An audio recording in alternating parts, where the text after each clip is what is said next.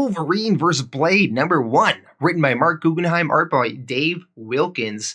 So I want to talk about this book because the premise sounded cool. You know, Wolverine's a badass, Blade is a badass, and you don't get to see Blade that often in the comics nowadays. So it is really cool seeing them come together and fight each other. Now, mind you, one problem with this book is that the writing and the actual story are kind of garbage. It is very formulaic. All these verse books are exactly the same. You get these two heroes, they come together, there's some sort of misunderstanding, they fight each other for a few pages, the real villain presents themselves, and then they go and fight that villain and take them down. And that's exactly what happens in this book. So it's not worth talking about this book for the story. But the artwork in this is gorgeous. It's very interesting style by this Dave Wilkins. It's this very digital style, which I don't always love. But the art is just so gory and so grindhousey and bloody, and it just looks so cool when Wolverine and Blade are slicing through all these zombie vampire things. It is just really fun to look at. So that's why I want to talk about this book. So let's dive into the story in this issue. And this issue is a one-shot, so this is a one and done. So when the book opens up, we are in Madripoor. Years ago, Wolverine and Blade are fighting some horrific-looking zombie vampires at this evil vampire temple. Wolverine is there because a friend's daughter was kidnapped and sacrificed in some sort of sicko ritual by a vampire cult called the Creed. So that's how Wolverine got allured here. And you know, Blade's here because he's fighting vampires, so that's his thing. So Wolverine and Blade fight through all of these zombie vampires, and like I said, this grindhousey art, very gory, very beautiful, as Wolverine's claws are just popping into these zombies' faces and whatnot. So cool. I've never seen a zombies being sliced through that looked better. After killing them all, Blade is going to torch this temple, make sure, all these, whatever's left in this temple is dead. And Blade tells Wolverine he's welcome to stick around. I brought marshmallows. And Wolverine says, that's an old joke. But Blade says, who's joking? And he pulls out a marshmallow and then kind of smiles. So then we jump to New York City 6 months later. Wolverine is trying to kill this female creature villain called the Dragoness. So she's like this weird thing with wings. And this Dragoness is working with a group called the Mutant Liberation Front, and Dragoness is racking up a lot of kills lately, mutant and human, so Wolverine is here to stop her. So Wolverine's fighting this thing, he slashes at her wings, and she falls out of the sky and gets pierced by a protruding rock in the ground that pierces through her chest, and she is now dead. Afterwards, Wolverine sort of senses a coldness sensation in the air, and he follows it, and it leads him to a box with markings on it, and the markings look very similar to that group, the Creed, that we saw 6 months ago at this creepy vampire temple.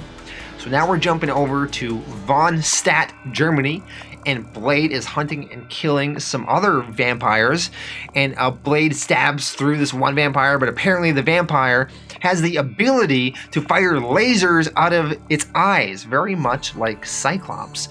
So Blade is surprised by this. Vampires should not have the ability to fire lasers out of their eyes. That is not a natural thing for vampires to be able to do.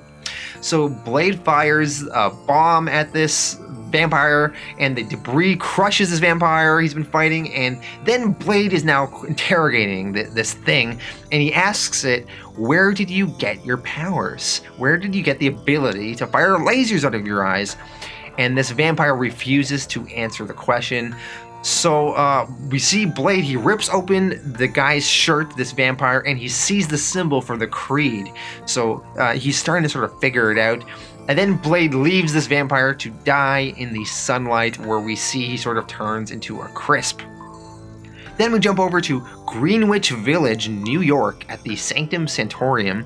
Wolverine is talking to Doctor Strange, and Wolverine brought that weird chest with him. And Strange is sort of investigating it, and he says that it is emitting vampiric magics. So then Strange goes to explain various lore on the vampires, and the vampires apparently worship this dude named Vargas. and Vargas is their messiah. And this vampire box is a vessel for this thing called the Kandra. And the Kandra is the only means which this Vargas, this vampire messiah, can be killed. Now, according to their scriptures, this Vargas can only be killed in the manner depicted in this Kandra. So Strange opens the box by using a special spell, and there's this ancient scroll, and there's a pictogram, and the pictogram shows Wolverine and Blade fighting. So Wolverine is trying to interpret what this scroll means and how he's supposed to kill this vampire messiah, this Vargas. So when Wolverine sees this scroll, he thinks that Blade is this Vargas, and that means only Wolverine himself can stop him. Now jumping over to Blade, Blade is interrogating this guy, Desmond, and asking how vampires have this laser eye power. And Desmond explains that the Creed, this vampire cult, have been doing experiments turning mutants into vampires, and they've been turning mutants into vampires hoping to hit the lottery and get a super powerful mutant they can use, like an Omega level mutant. And they believe they have finally achieved that with this Vargas, this sort of mutant messiah. So then we jump over to Belize, Central America, and Wolverine and Blade are both there. Wolverine is there because of this weird prophecy on the scroll he saw, and Wolverine thinks that he must kill Blade because Blade is this Vargas, Blade is this vampire messiah. Now Blade sees Wolverine here. Now Blade is at this location because this is this new vampire temple that he knows about. And what other reason would Wolverine have to be here unless he is, of course, this vampire messiah himself? So all of a sudden, both Wolverine and Blade think the other person is this vampire messiah, so they're gonna fight about it and they're gonna try to kill each other. So Blade and Wolverine are fighting each other. Blade has his sword, Wolverine has his claws. Blade stabs his sword through Wolverine's stomach. Wolverine slashes at Blade's face. Blade throws an anti-vampire glaive at Wolverine, and Wolverine notices this, and then all of a sudden he thinks that's weird. He asks Blade, "Why are you using anti-vampire weapons on me?" And then they talk and clear up their misunderstanding. So Wolverine shows Blade that ancient scroll with the pictogram on it with a picture of Wolverine and a picture of Blade, and they start figuring things out. Then, all of a sudden, an evil twin of Wolverine that is half vampire shows up. And Wolverine starts battling his vampire twin here. And the evil vampire twin Wolverine explains that after the battle 6 months ago, they took a hunk of meat that was sliced off Wolverine, and they mixed that hunk of Wolverine's meat with some magic, and they were able to create this vampire Wolverine creature, this vampire messiah. Kind of ridiculous, if you ask me. So meanwhile, some reinforcement vampires arrive, and now Blade and Wolverine have to fight through them all. Blade cuts through this vampire Wolverine, appears to kill him, but vampire Wolverine just regenerates using his healing factor. And Blade and Wolverine eventually figure it out. In order to kill this vampire messiah, they have to sort of follow the picture depicted in the ancient scroll in the prophecy. And if you look at that scroll, it shows Wolverine going low and Blade going high. So they have to attack vampire Wolverine, this vampire messiah that way. And their plan works. So Wolverine slices through the vampire Wolverine's belly, and Blade cuts off vampire Wolverine's head, and then the body and head disintegrate. So they've successfully saved the world and stopped this evil mutant vampire. Blade and Wolverine then blow up the new temple, and Blade sets it aflame. And then the ending moment in this issue is Wolverine asks Blade, "You bring the marshmallows this time?" And Blade says, "You know, I forgot." And then Wolverine says, "Blame an amateur." The end.